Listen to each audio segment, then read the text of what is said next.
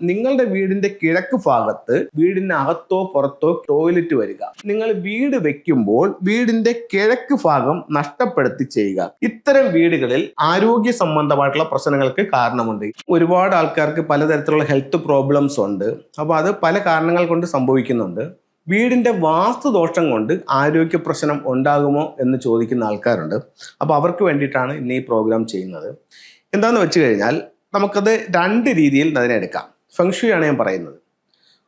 ഒരു വീടിന്റെ ഓരോ ദിക്കുകളും ആ വീട്ടിലുള്ള ഓരോ വ്യക്തികളെയാണ് സൂചിപ്പിക്കുന്നത്, അല്ലെങ്കിൽ ഓരോ ഭാഗ്യങ്ങളെയാണ് സൂചിപ്പിക്കുന്നത്. അങ്ങനെയാണെങ്കിൽ നമുക്ക് സമ്പത്തിനൊരു ദിക്കുണ്ട്, അതുപോലെ തന്നെ വിദ്യാഭ്യാസത്തിനൊരു ദിക്കുണ്ട്, ആരോഗ്യത്തിനും ഒരു ദിക്കുണ്ട്. ഏതൊരു വീടിന്റെയും ആരോഗ്യത്തിന്റെ ദിക്കായി പരിഗണിക്കുന്നത് ആ വീടിന്റെ കിഴക്കാണ്. അപ്പം നിങ്ങളുടെ വീടിന്റെ കിഴക്ക് ഭാഗത്ത് എന്തെങ്കിലും തരത്തിലുള്ള ഒരു നെഗറ്റീവ് സംഭവിച്ചിട്ടുണ്ടെങ്കിൽ, നെഗറ്റീവ് എന്ന് പറഞ്ഞാൽ കിഴക്ക് ഭാഗത്ത് നെഗറ്റീവ് വരാവുന്ന രണ്ട് കാരണങ്ങൾ ഒന്ന് ഞാൻ പറയാം. ഒന്ന്, വീടിന് അകത്തോ പുറത്തോ കിഴക്ക് ദിക്കിൽ ഒരു ടോയ്ലറ്റ് വരിക. അത് നല്ലൊരു ഹെൽത്ത് പ്രോബ്ലത്തിന് സാധ്യത ഉണ്ടാക്കും എന്ന് ചൈനീസ് വാസ്തുവിദ്യയായ ഫെങ്ഷുയിൽ പറയുന്നുണ്ട്. രണ്ടെന്ന് പറയുന്നത്, നിങ്ങൾ വീട് വെക്കുമ്പോൾ വീടിന്റെ കിഴക്ക് ഭാഗം നഷ്ടപ്പെടുത്തി ചെയ്യുക. കിഴക്ക് ഭാഗം നഷ്ടപ്പെടുത്തി ചെയ്യുന്നത് എങ്ങനെയാണ്? ഇതിപ്പോൾ നമ്മളൊരു വീടിന്റെ പ്ലാൻ എടുത്തതാണ്. ഈ വീടിന്റെ പ്ലാൻ എടുത്തപ്പോൾ ഇതിന്റെ ഈസ്റ്റ് എന്ന് പറയുന്ന ഡയറക്ഷൻ ഏതാണ്? ഇതാണ്. ഇപ്പൊ നമ്മൾ വീടിന്റെ 9 തിരിച്ചിട്ടുണ്ട്. 8 ദിക്കുകളും ബ്രഹ്മസ്ഥാനം. അതായത് ഈ വീട് പണിഞ്ഞപ്പോൾ ഇത്രയും ഭാഗമില്ല. നമ്മൾ പണ്ടത്തെ വീടുകളൊക്കെ നമ്മൾ കണ്ടിട്ടില്ലേ, ഈ രീതിയിലുള്ള വീടുകൾ. കിഴക്ക് ഈ രീതിയിൽ രണ്ട് അപ്പുറത്ത് തെക്ക് കിഴക്കും റൂമുണ്ട്, വടക്ക് കിഴക്കും റൂമുണ്ട്. പക്ഷെ കിഴക്ക് ഭാഗം ഇങ്ങനെ ഫ്രീ ആയിട്ട് കിടക്കുന്ന അത്തരത്തിലുള്ള വീടുകൾ നമ്മൾ കണ്ടിട്ടില്ലേ?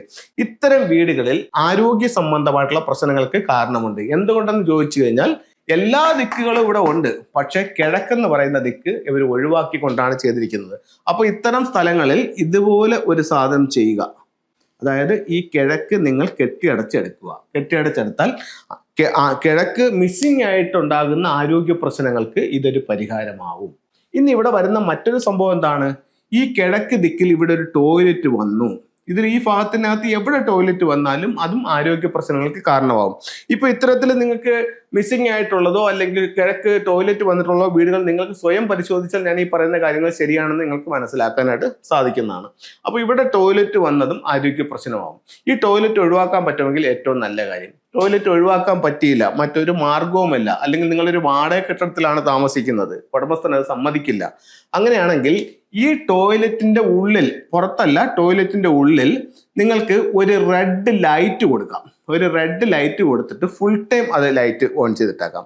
അത് ഇതിന് നല്ലൊരു പരിഹാരമായിട്ട് ഫെങ്ഷുയിൽ കണക്കാക്കുന്നുണ്ട്. അപ്പം ആരോഗ്യ പ്രശ്നത്തിനുള്ള രണ്ട് കാരണങ്ങൾ ഞാൻ പറഞ്ഞു.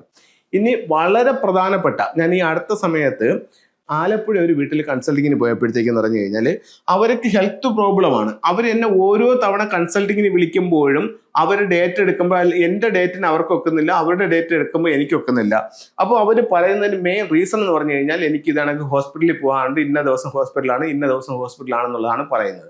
എന്തായാലും ഒരു ദിവസം കറക്റ്റ് ചെയ്തിട്ട് അവരുടെ വീട്ടിൽ എത്താനായിട്ട് സാധിച്ചു. പുറമേ ഞാൻ നോക്കിയപ്പോഴത്തേക്ക് കാര്യമായിട്ടുള്ള പ്രശ്നങ്ങളൊന്നും, അതായത് ആരോഗ്യ സംബന്ധമായിട്ടുള്ള പ്രശ്നങ്ങളൊന്നും അവരുടെ വീട്ടിൽ കാണുന്നില്ല.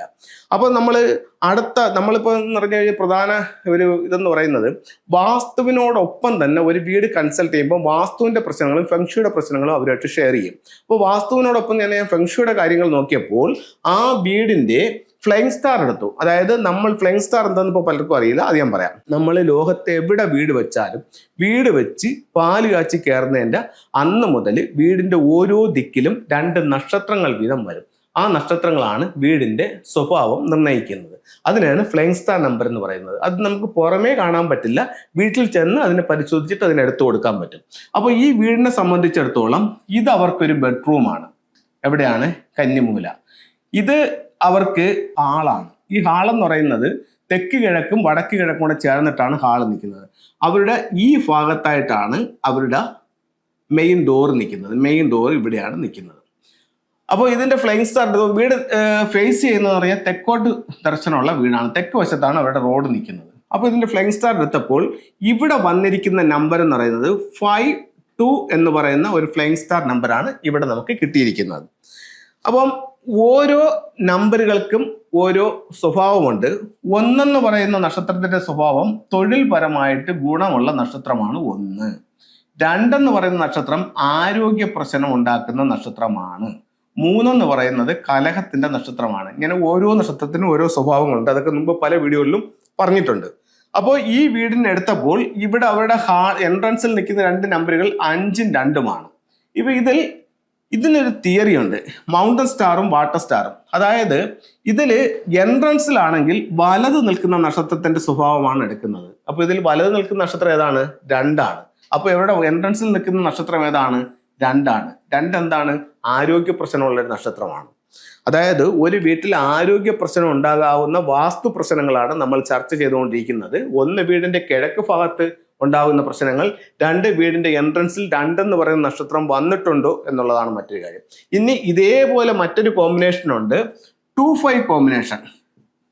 ഈ വീടിന്റെ വടക്ക് പടിഞ്ഞാറ് ഭാഗത്ത് ആണ് ഈ വീട്ടിൽ ഇവർ കിടക്കുന്നത്. ഇവരുടെ എൻട്രൻസ് നിൽക്കുന്നത് കിഴക്ക് വശത്തും. അപ്പൊ ഇവർ കിടക്കുന്ന റൂമിലെ പ്രശ്നം എന്താണ്? അതും അസുഖത്തിലാണ് കിടക്കുന്നത്. ഇവരുടെ എൻട്രൻസിൽ എന്താണ്? അതും അസുഖമാണ്. ഇതാണ് അവരുടെ പ്രശ്നം. അപ്പം ഇവരുടെ ഈ എൻട്രൻസിന് നമുക്ക് പരിഹാരം ചെയ്യാം, അല്ലെങ്കിൽ എൻട്രൻസിനെ മാറ്റി വെക്കാം. ഈ ബെഡ്റൂം മാറി മറ്റൊരു ബെഡ്റൂമിലേക്ക് കിടക്കാം, പ്രശ്നം സോൾവ് ആവും. പക്ഷെ അവർക്കത് അറിയത്തില്ലല്ലോ എന്താണ്. അപ്പം നമുക്ക് ആദ്യം എന്താണ് പ്രശ്നമെന്ന് കണ്ടുപിടിക്കുക, എന്നിട്ട് അതിന് പരിഹാരം ചെയ്യുക. ഉറപ്പായിട്ട് നമുക്ക് മാറ്റം ഉണ്ടാവും. നിങ്ങളുടെ ജീവിതത്തിൽ ഉണ്ടാകുന്ന എന്ത് പ്രശ്നങ്ങളും നമുക്ക് ഫെങ്ഷുയിലൂടെ പരിഹരിക്കാനായിട്ട് സാധിക്കുന്നതാണ്. ഇന്ന് നമുക്ക് കുറച്ച് സ്റ്റോൺസ് പരിചയപ്പെടുത്താം.